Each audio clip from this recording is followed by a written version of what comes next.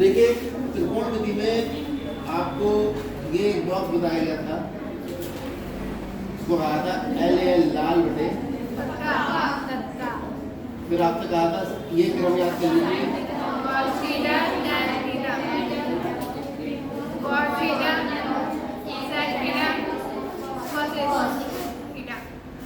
और ये सब चीजें होती हैं एक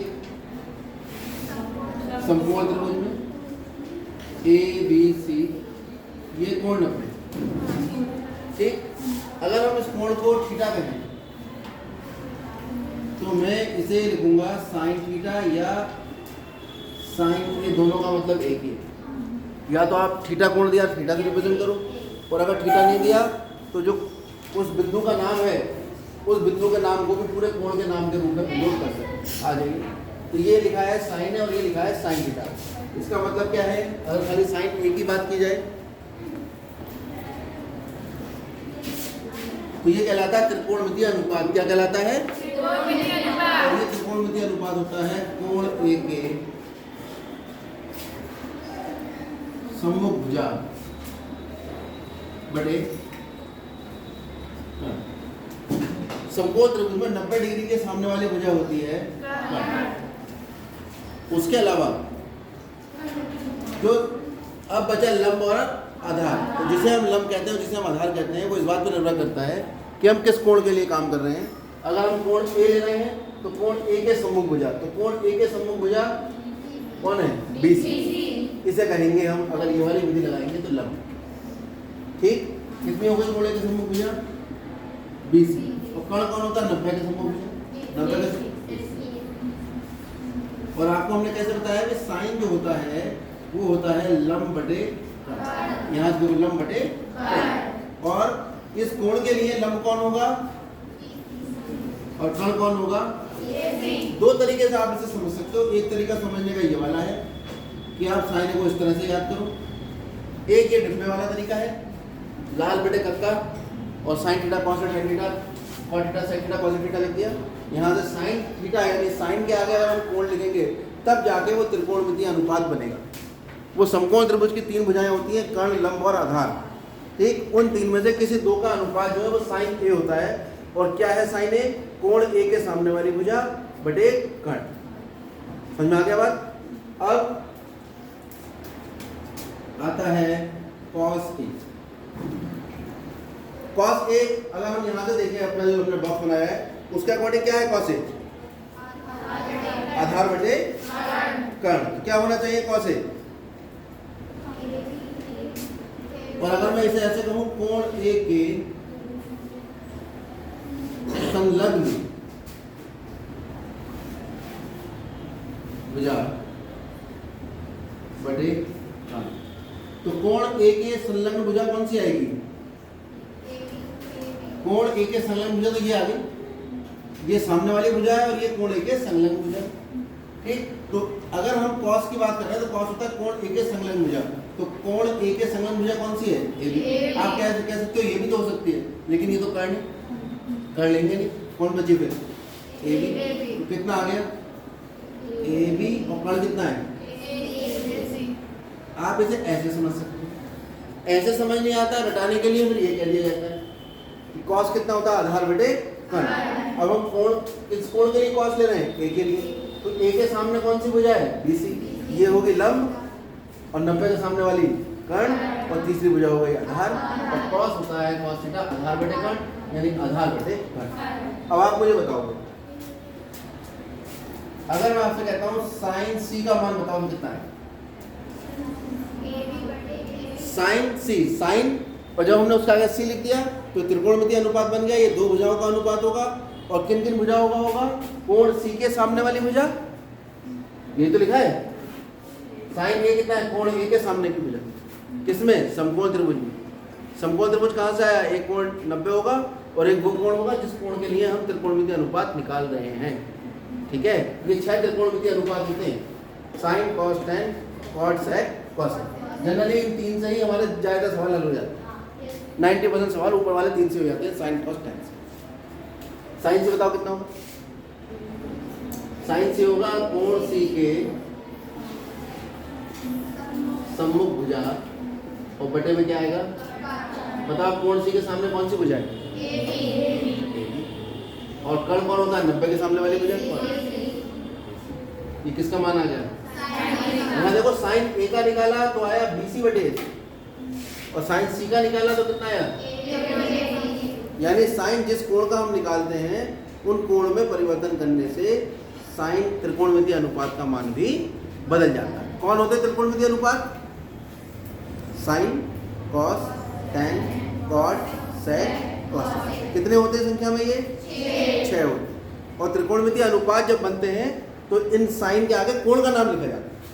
ठीक है, जैसे साइन थीटा लिखा मैंने, तो जब तक इनके आगे कोई कोण नहीं लिखा होगा तब तक इनका कोई अर्थ नहीं। ऐसे ही हम कॉस सी का मान निकाल सकते हैं। कॉस सी बताओ।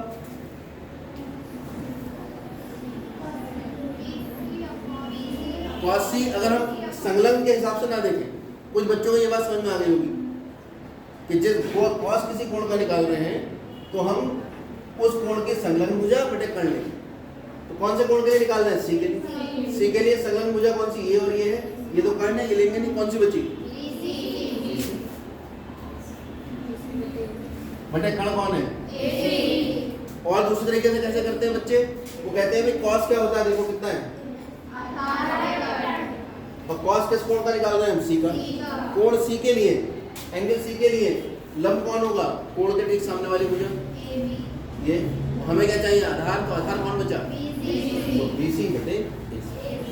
आप दोनों तरीके से समझ सकते हो, जिसको भी जो तरीका समझ में आ रहा है, और जिनको दोनों समझ में आ रहा है वो तो बहुत ही अच्छी बात है। समझ में आ गया साइन और कॉस कैसे निकालते हैं किसी त्रिभुज से। अब आता है टैन। टैन ए जो होता है वो होता है कोण ए के सम्मुख भुजा, जिसे हम कहते हैं लंब। हमेशा कोण के सामने वाली भुजा क्या कहलाएगी? लंब बटे कोण ए के संलग्न, जिसे हम कहते हैं आधार। यहाँ कोण ए के सम्मुख भुजा, ये हो गई लंब, यहाँ तो कर्ण। अब बताओ जरा क्या लिखें? कोण ए के सम्मुख भुजा कौन सी है? और कोण ए के सम्मुख भुजा को हम लंब कहते हैं। तभी तो हमने लिखा, याद करने का तरीका, tan थीटा बराबर लंब बटे। बताओ क्या लिखें? कोण ए के सामने कौन है? और कोण ए के संलग्न कौन है? तो या तो आप किस तरीके से समझ लीजिए, या ये डिब्बा याद कर लीजिए। इस डिब्बे के हिसाब से अगर इस क्वेश्चन को करूं, ठीक, तो कैसे करेंगे? तो tan कितना है? लंब बटे आधार। अब हम क्या निकाल रहे हैं? tan A। तो एक कोण के लिए लंब कौन होगा? बटे आधार कौन होगा? यानी आपके अंदर जो स्किल डेवलप करनी है आपको, तुम आगे आ जाओ ना। एक सीट पे 5 बैठे या एक सीट पे 3 बैठे, वहां 2 बैठे हुए, आराम से बैठो, उधर आ जाओ पीछे वाली सीट पे। तो यहाँ आपको जो सीखना है वो समझो, वो नहीं सीखना जो आपस में तुम लोग बात कर रहे हो। ये सीखना जो मैं बता रहा हूँ, यहाँ सीखना है कि कैसे हम किसी कोण के सम्मुख भुजा को पहचानते हैं, कैसे त्रिकोणमितीय अनुपात निकालते हैं। 6 होते हैं, साइन, कॉस, टैन, सेक, कॉसेक, कॉट। ठीक है, टैन कॉट का उल्टा होता है, साइन कॉसेक का उल्टा होता है, और कॉस सेक कॉस का होता है।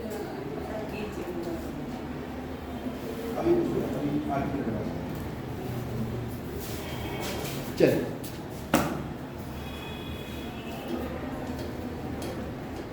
अब हम सवालों पर बात कर लें। जैसे 8वां सवाल,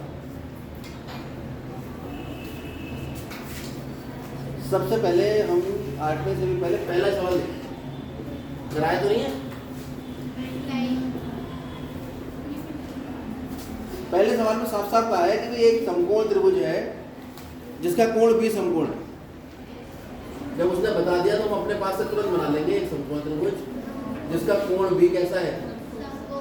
बाकी 2 भुजाएं हम लिख देंगे। कोई दिक्कत इसमें नहीं। ए बी बराबर 24 सेंटीमीटर इसमें दिया है। ए बी बराबर 24 सेंटीमीटर दिया है और बी सी बराबर कितना दिया है? 7। तो ये हो गया 24 सेंटीमीटर और ये हो गया 7। आपका वो 24 छोटा है, 7 बड़ा लग रहा है। इस समस्या को समाधान करने के लिए लगभग 3 गुना ज़्यादा होना चाहिए।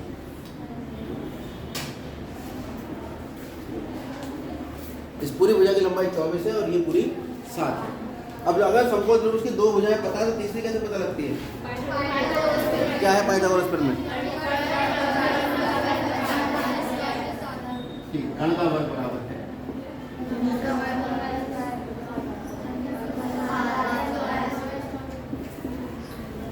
ठीक है, एक सुर में बोलो एक साथ, जब मैं कहूँगा स्टार्ट। कण का वर्ग बराबर लंब का वर्ग प्लस आधार का वर्ग। आवाज सबकी अलग अलग नहीं होनी चाहिए, एक साथ निकलनी चाहिए। स्टार्ट। पक्की खिचड़ी। चलो दोबारा कोशिश करेंगे बात। कण का वर्ग बराबर लंब का वर्ग प्लस आधार। अब कण कौन है ये तो पता, 90 के सामने कौन है, क्या नाम है इसका? लंब कितना है? देखो लंब और आधार हम डिसाइड नहीं कर सकते, लेकिन ये कंफर्म है कि इन दोनों में से कोई लंब है और कोई आधार है, तो हम इसको लंब कह देते हैं जब हमें कोण नहीं पता, और इसे हम कह देते हैं आधार। 7 का वर्ग होता है 49 और 24 का वर्ग होता है 506। ये हो गया ए सी का वर्ग बराबर 625, 25 का वर्ग, और दोनों का वर्गमूल ले लेंगे और ए सी से वर्ग से वर्गमूल करके 25 है। ए सी कितना आ गया? ये भुजा कितनी आ गई? अभी हमने कुछ नहीं किया। त्रिकोणमितीय अनुपात हमेशा 2 भुजाओं का अनुपात होते हैं और त्रिकोणमितीय अनुपात 6 होते हैं। उनमें से हमें जो दिया था उसने वो 2 भुजाओं की नाप दी थी, तो हमने तीसरी भुजा की नाप निकाली। अब हम देखते हैं हमसे क्या कह रहा है। कह रहा है साइन ए कॉस ए कैसे? साइन ए और कॉस। सेकंड पार्ट में हमसे कह रहा है साइन सी और कॉस सी। सेम यही सब कहानी। ठीक, अब साइन क्या होता है? साइन और कोण के पीछे साइन लिखा होता है, तो ये बन जाता है त्रिकोणमितीय अनुपात, यानी ये त्रिभुज की 2 भुजाओं का अनुपात होगा, वो भी समकोण त्रिभुज की 2 भुजाएं। वो 2 भुजाएं कौन सी होंगी? क्या है सूत्र साइन ए का? लंब बटे कर्ण। और कुछ बच्चे ऐसे भी ध्यान रख सकते हैं, साइन ए बराबर कोण ए के सम्मुख भुजा बटे कर्ण। इससे तो एक ही लाइन में आंसर आ जाएगा। साइन ए बराबर कोण ए के सम्मुख भुजा, कौन सी है? कोण ए के सम्मुख भुजा, सम्मुख मतलब सामने, कौन सी है? बी, यानी 7 बटे कर्ण कितना है? कॉस ए कितना होता है? कोण ए के संलग्न भुजा बटे कर्ण। तो कॉस ए के संलग्न भुजा कौन सी है? 24 बटे, यहाँ पे दूसरी विधि से करते हैं, इस वाली विधि से। कितना है साइन? लंब का निर्धारण कौन करेगा? कोण। जिस कोण के लिए हम अनुपात निकाल रहे हैं, किस कोण के लिए निकाल रहे हैं? और सी के सामने कौन सी भुजा है? सी के सामने कौन सी है? 24। तो ये हो जाएगा लंब, और कोण कितना है इसका? कॉस सी कितना है? यहाँ देखो ना, कॉस कितना है? आधार बटे कर्ण। तो सी कोण के लिए आधार कौन है? सी कोण के लिए ये लंब है, तो आधार कितना होगा? 7 बटे। समझ आ गया? कितने बच्चों को आ गया आपका? बाकी जो बच्चे हैं वो इन बच्चों की सुनो, ठीक है? और नहीं तो मेरे पास नाम नोट करा देना, एक अलग से क्लास लगा कर बता देना, ठीक? तीसरा था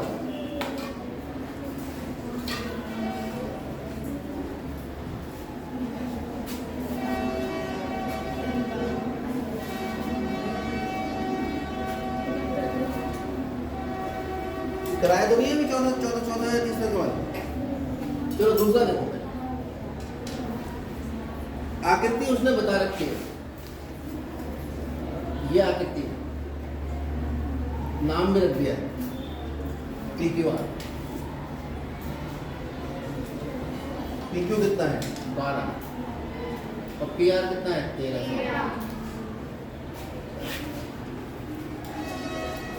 क्यू आर हमें नहीं पता। कौन नहीं पता इसमें?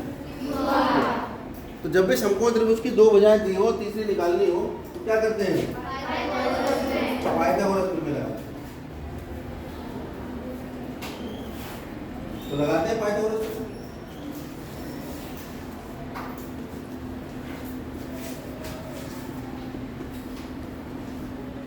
क्या कहती है पाइथागोरस प्रमेय? फिर एक बार तुम्हारे पास मौका है एक साथ बोलने का, ठीक है? स्टार्ट। अब थोड़ा सा ठीक है। कण का वर्ग बराबर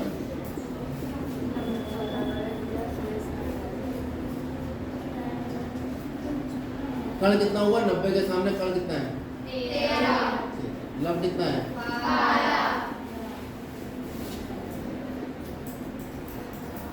169 माइनस 144 कितना हुआ 25। 25 किसका वर्ग होता है?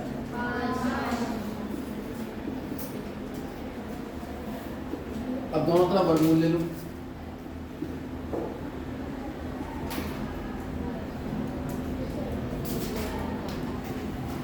ये कितना आ गया 5 और ये कितना आ गया आधार। ये अपनी तरफ से लिया है मैंने। जब भी मुझे दोनों तरफ वर्ग कैंसिल करना होता है क्या ले लेते हैं हम? वर्गमूल।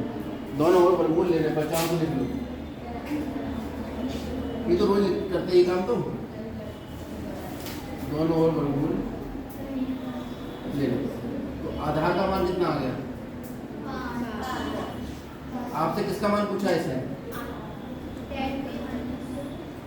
tan p minus cot tan p। tan कितना होगा देखो? लंब बटे आधार। अब किस कोण के लिए tan देख रहे हैं? तो tan p कितना होगा? p के लिए लंब देखो कौन होगा? क्योंकि क्यू आर का 5 आ गया। बताओ p के लिए कौन लंब होगा? 5। आधार कौन होगा? Minus cot R. कॉट कितना है? आधार बटे। लेकिन यहाँ ध्यान देने वाली बात है, ये है कॉट आर। कौन से कोण के लिए कॉट निकल रहा है? तो आर कोण आर के लिए कॉट जो है वो होगा आधार बटे लंब। तो आधार किसके आधार पर ढूंढा जाएगा? कोण आर के आधार पर। कोण आर ये है, इस आर के आधार पर आधार कौन होगा? और लंब कौन होगा? दोनों को घटाओ कितना आ जाएगा?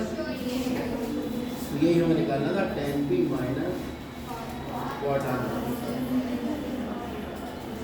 ये भी समझ लो साइन c का मतलब है साइन ऑफ, अगर पूरी भाषा में लिखें साइन ऑफ एंगल c, या हिंदी में कहें तो कोण c की जया।